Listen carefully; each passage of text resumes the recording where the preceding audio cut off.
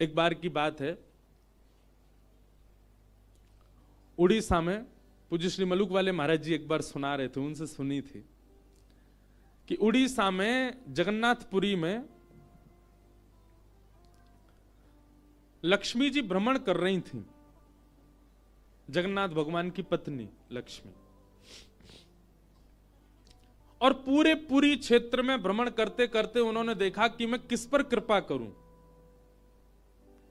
तो सबसे पहले लक्ष्मी जी गई अर्चकों के पास, जो जगन्नाथ जी को उठाते, सुलाते, खिलाते, नहलाते, भोजन प्रसाद कराते। बोले ये अर्चक हैं, पहले अर्चकों को देखें, इनके यहाँ किसी परिवार में अगर हमको कृपा करनी हो तो लक्ष्मी जी सब अर्चकों के घर में गई। देखा महाराज सूर्य उदय हो गया, ये तो अभी सो ही रहे हैं, ना आचार विचार शुद्ध, ना खान पान की शुद्धि। एक बात तो है बंधुओं, अत्यंत सामीप्य में दोष तो होता है। जब किसी वस्तु का बहुत सामीप्य मिल जाता है ना कभी उसकी वैल्यू समझ में नहीं आती हमको। ये हम अपने ऊपर भी कह रहे हैं, हम भी लाल जी के बहुत समीप रहते हैं ना, तो कभी कभी ऐसा होता है कि कहीं पर अव्यवस्था होती है, कहीं कथा में गए वहां थोड़ी सी अव्यवस्था है, लाल जी के अनुकूल नहीं है। जैसे कि लाल जी को देसी गैया का दूध ही आता है, जर्सी का नहीं आएगा, बाजार का नहीं आएगा। पर कई जगह ऐसे लोग हैं कथा कराने वाले, वो नहीं करते व्यवस्था, या व्यवस्था वहां कई बार होती भी नहीं। तो फिर लाल जी को हम कहते हैं, लाल जी अब यहां तो कछु दना जो है काय, आप बिना दूध के ही रहो। जबकि होना क्या चाहिए, चाहे जो हो जाए, चाहे 20 किलोमीटर दूर से आए, लाल जी के लिए दूध आना चाहिए, बिना दूध के नहीं रहते वो। लेकिन हम ठाकुर जी को ऐसे कह देते हैं, कोई बात नहीं ठाकुर जी, यहां दूध नहीं मिल रहा, 7 दिन बाद कहीं और जाएंगे, वहां तो दूध आएगा आपके लिए। अब ये अत्यंत सामीप्य, इसलिए हम ठाकुर जी से निवेदन कर रहे हैं कि आप काम चला लो।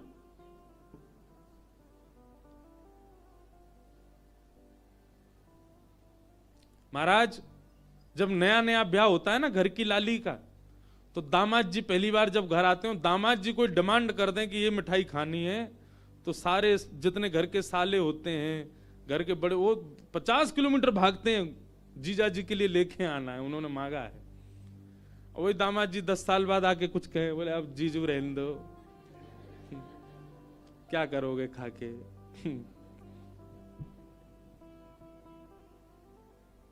या फिर पहले ही फोन कर देते हैं, आप आएंगे, वो रास्ते में ही पड़ेगी दुकान, खुद ही लिया ना।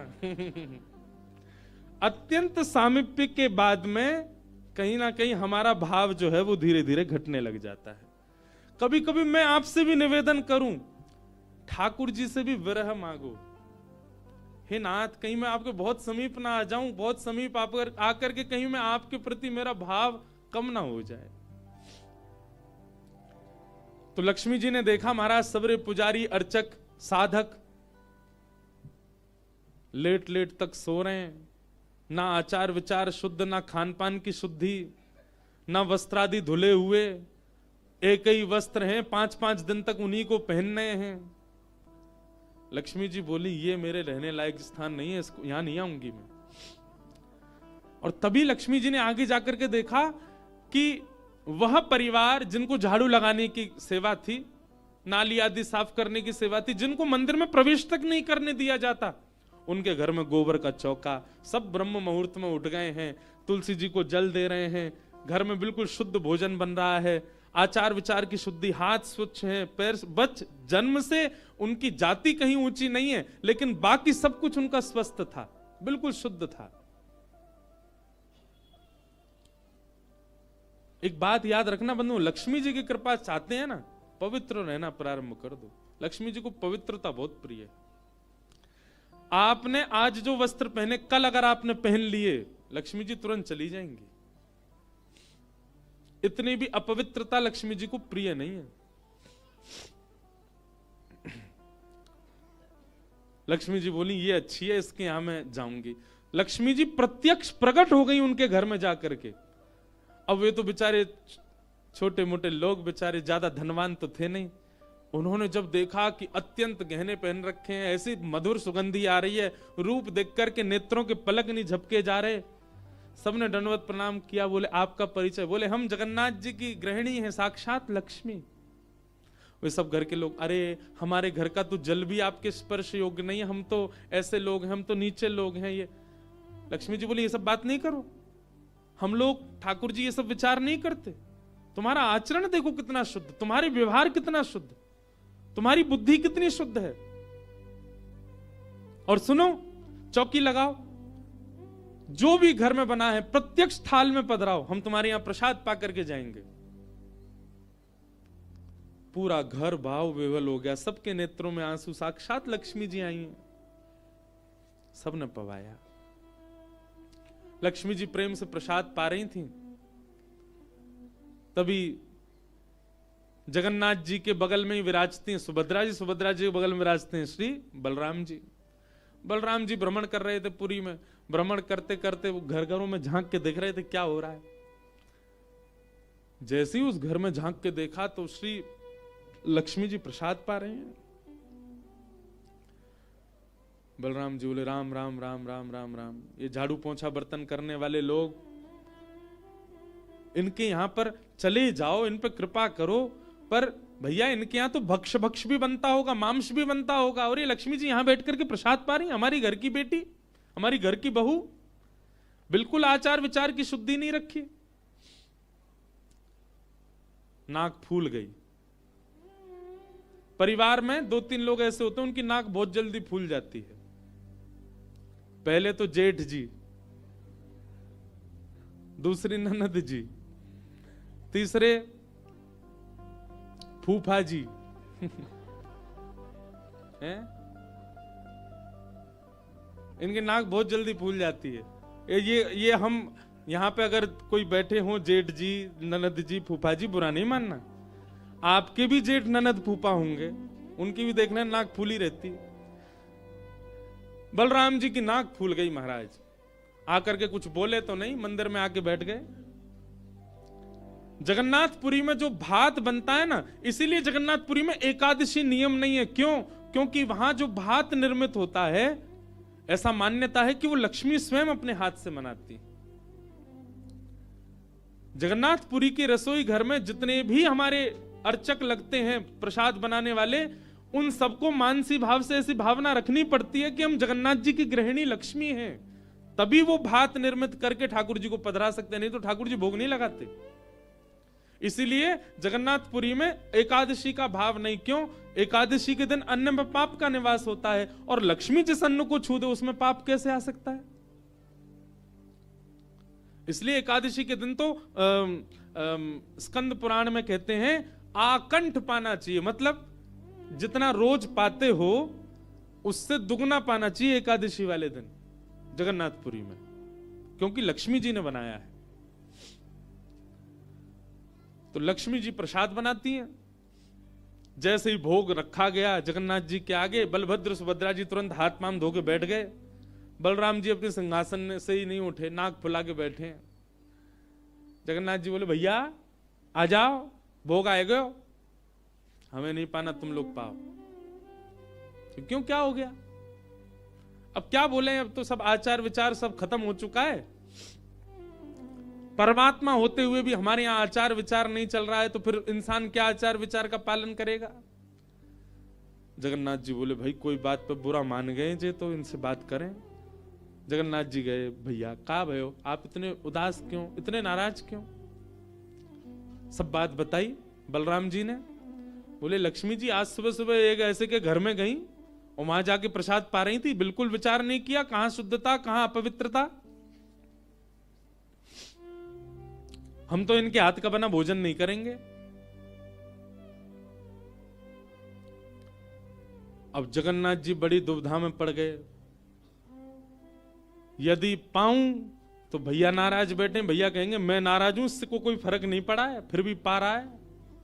और नहीं पाऊं तो लक्ष्मी जी टेढ़ी टेढ़ी देख रही हैं कि मैंने बनाया, ये पा क्यों नहीं रहे। जगन्नाथ जी बोले लक्ष्मी जी को तो मना लिया जाएगा बाद में, पर ये नहीं माने ना, ये तो शेषनाग हैं, इनको ज्यादा ही क्रोध आ गया तो जोर से सिर हिला देंगे, प्रलय और हो जाएगा। जगन्नाथ जी ने लक्ष्मी जी से कहा देखो भैया नहीं पा रहे तो हम भी नहीं पाएंगे। लक्ष्मी जी बोले कोई बात नहीं, एक दिन नहीं पाया, दूसरे दिन फिर लक्ष्मी जी ने बनाया, फिर नहीं पाया। तीसरे दिन फिर लक्ष्मी जी ने प्रसाद पधराया, फिर नहीं पाया। तो लक्ष्मी जी बोली, भाई कोई बात है तो हमसे बोलो सीधे, ये प्रसाद रोज छोड़ देना, ये कैसा तरीका है आपका नाराज होने का। कहीं बलराम जी बोलते हुए सुन लिए लक्ष्मी जी ने कि भाई इनके हाथ का बना हम नहीं पाएंगे। लक्ष्मी जी ने जाकर के जगन्नाथ जी से कहा, देखो संपूर्ण जगन्नाथपुरी में प्रसाद बनाने की सेवा हमारी, और आपके भैया कह रहे हैं कि हमारे हाथ का बना पाएंगे नहीं। जब हमारी सेवा लेनी नहीं तो फिर हम यहां क्यों रहें? इसलिए आप हमको आज्ञा दें, अब हम जहां हमारा सुख है हम वहां चले जाते हैं, हम चले जाते हैं श्री क्षेत्र से। जगन्नाथ प्रभु कुछ, अच्छा जगन्नाथ जी को भी लीला करनी है इसलिए वो कुछ नहीं बोले। अब कुछ नहीं बोले तो लक्ष्मी जी समझ गई, बोले मौन मतलब हां ही होता है। लक्ष्मी जी बोले ठीक है, आप लोग शयन करो, रात्रि का समय, बलभद्र सुभद्रा जगन्नाथ जी के कपाट बंद हो गए। लक्ष्मी जी बोली अब हम जा रही हैं, और मंदिर से श्री लक्ष्मी जी चली गई। प्रातः काल ब्रह्म मुहूर्त का समय हुआ। महाराज जगन्नाथ जी बलराम जी जैसे ही उठे तो क्या पाया, नीचे फर्श पे पड़े थे। कहां सोने के सिंहासन पर सोते थे, सोने के बिस्तर पर सोते थे, बढ़िया लत्ता पहन के रहते थे, गले में स्वर्ण की मालाएं, हाथ में स्वर्ण के कड़ूला, पाम में स्वर्ण के कड़ूला आदि सब पहन के सोते थे। लेकिन लक्ष्मी चली गई तो सब चला गया। सवेरे उठे तो फर्श पे पड़े थे। बलराम जी बोले लाला जी कहाँ है गो, हमारे सिंहासन वगैरह कहां चले गए? ठाकुर जी बोले लक्ष्मी जी चली गई ना, लक्ष्मी तो मतलब सब होता है। बलराम जी ने अपनी तिजोरी जाकर के खोली, सबरे वस्त्र चले गए, आभूषण चले गए, सब आयुध चले गए, फटे पुराने मैले कुचैले बिना धुले महीनों के सालों के वस्त्र पड़े थे। और यही होता है, लक्ष्मी जाती है तो यही रह जाता है। लेकिन बलराम जी भी अपनी पूरी उसमें थे, बोले कि हम भी कुछ नहीं कहेंगे, ठीक है जैसे हैं वैसे रह लेंगे, कोई लक्ष्मी जी के जाने से हम पे फर्क थोड़ी पड़ रहा है। चल लाला भोजन को समय है गयो, प्रसाद पामे। ठाकुर जी बोले कैसे प्रसाद पाएंगे, प्रसाद तो लक्ष्मी बनाती है, लक्ष्मी चली गई, खुद ही बनाना पड़ेगा। बोले हाँ हाँ, तो हम पे कोई बनावी कमी, हम दोनों मिलके बनाएंगे। कृष्ण बलराम दोनों गए रसोई घर में, जाकर के देखा तो महाराज वहां से अन्न दाल चावल सब चले गए, क्योंकि सब लक्ष्मी से ही आते हैं। कहां तक कहें चूल्हा जलाने की लकड़ी भी नहीं बची, वो भी लक्ष्मी से ही आती है। लक्ष्मी गई और सारी श्री लेकर के चली गई अपने साथ। एक दिन दो दिन, अब तो दर्शनार्थी आने बंद हो गए, क्यों? मंदिर की श्री भी चली गई। जगन्नाथ जी और बलराम जी चुपचाप बैठे हैं अपने सिंहासन पर, भूखे प्यासे बेचारे, आंख बाहर निकल आई। बलराम जी बोले लाला, बोले हाँ 2 दिन है गए लाला, भोजन ना एक कियो, और 2 दिन पहले गुस्सा में ना एक कियो, 4 दिन है गए, और कछु है भी ना, कहा करें। देखो इस बात को कोई ऐसे मत ले लेना, लोग सोचने वाले यूं भी लेते हैं, बताओ महाराज जी कुछ भी बोल रहे हैं, वो साक्षात ब्रह्म हैं, लक्ष्मी जाने से उन पर कोई प्रभाव पड़ेगा? लक्ष्मी जाने से कोई प्रभाव नहीं पड़ता ठाकुर जी पर ठाकुर जी बलराम जी को ये बताना चाह रहे हैं कि भाई किसी को हे दृष्टि से मत देखो, उसी के लिए पूरी लीला हो रही है। ठाकुर जी बोले दाऊ दादा एक काम है सके, बोले कहा, बोले समुद्र के किनारे स्वर्ग आश्रम है जहां पर लोगों की अंत्येष्टि होती है। बोले हाँ, मैंने एक बार देखा था, वहां पे लोग कटोरा लिए बैठे रहते हैं और उनको कुछ ना कुछ मिल ही जाता है, आपकी आज्ञा हो तो वहीं चलें, कछु तो मिल जाएगा। लाला पूरी दुनिया कहा कहेगी बताओ कृष्ण बलराम कहा कर रहे हैं ये? बोले ऐसे थोड़ी जाएंगे, रूप बदल के चलेंगे, कछु तो मिलेगा, पेट तो नहीं भरेगा हमारा, लक्ष्मी जी तो आएंगी नहीं, नाराज होके चली गई। बलराम जी बोले हाँ हाँ जान दे, ये बहू के बड़े नखरे हैं, चली गई तो काम का भूखे रहेंगे, चल लाला मेहनत करके उद्यम करके भिक्षा मांग के पालेंगे। और श्री कृष्ण बलराम दोनों छोटे से बालक का रूप धारण करके गए और स्वर्ग आश्रम के बाहर कटोरा लेके बैठ गए, कोई कुछ तो दे जाएगा। ठाकुर जी और बलराम जी अपनी झोली फैला के जय जगन्नाथ मैया तेरा भला हो, कुछ दो। और कोई कुछ नहीं दे। एक ने तो डांट दिया, बोले हे छोटे बालकों क्या करते हो, विद्यालय जाया करो, पढ़ाई लिखाई किया करो, क्या बचपन में आके बैठ गए हो यहाँ पे। बलराम जी बोले लाला ही तो बहुत डांट रही है। ठाकुर जी मनी मन कहें और कर लो अपमान लक्ष्मी जी का। इतने में ही एक महात्मा आए, उन पर धन तो था नहीं, लोग वो खाते हैं ना मूढ़ी, भेलपूरी, झाल मूढ़ी बोलते हैं उसको, फूले फूले से होते हैं, क्या बोलते हैं उसको, मूढ़ी बोलते हैं ना, समझ गए ना सब। गंगा जी के किनारे भी लोग खाते हैं, उसमें नमकीन नमकीन मिला के बढ़िया। तो उनके पास में बस मूढ़ी थी, महात्मा जी के पास में भेल थी, भेल तो लाई भी बोलते हैं उसको, लाई।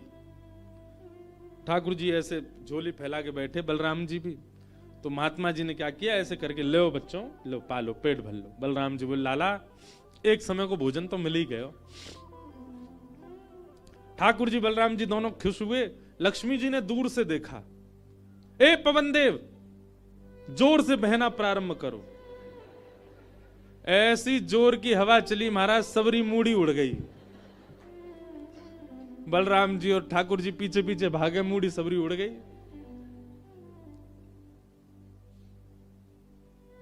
बलराम जी बोले लाला ये क्या हो गया? बोले भैया हम संकोच में कुछ कहते नहीं, आप बड़े भैया, पर हम एक बात कहें, ये लक्ष्मी के बिना सब हाल हो रहा है हमारा। ठीक है बहू है, आपने समझा देते, आप भी बिल्कुल नाक फुला के बैठ गए, गुस्सा है के बैठ गए, चली गई बेचारी। यदि वे प्रसन्न हो जाए तो फिर सब ठीक है जाएगा। अरे ना बेटा कोई बात नहीं, हम तो क्षमा मांग लेंगे, तेने पहले क्यों ना कही मोते। ठाकुर जी बोले अब कोई बात नहीं, अब चलते हैं, ढूंढे उनको कहां है।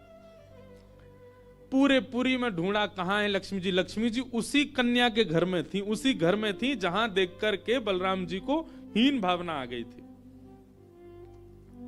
बलराम जी लेके गए, लाला यही घर में बैठी, जब मैंने देखी काई। वहां जाकर के देखा तो महाराज उस घर में बिल्कुल जैसे मंदिर की रौनक होती है, ऐसी रौनक उस घर की हो रही थी। फर्श लगे हुए हैं, बढ़िया सोने चांदी के बर्तन रखे हैं, एक जगमगा रहा है मणियों से पूरा घर भवन।